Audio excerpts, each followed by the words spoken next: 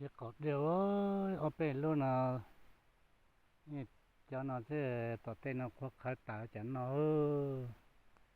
đại số tên nó là tức chỉ tới rành lò lệ tên nó rành táo chỉ mua đấy rồi nó mà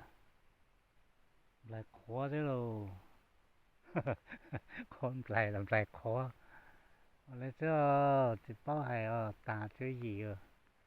chỉ mua là để chứ gì rồi nó bên luôn nó cái xong cứ tao nó bên luôn nó thì tao nó ít chỉ chứ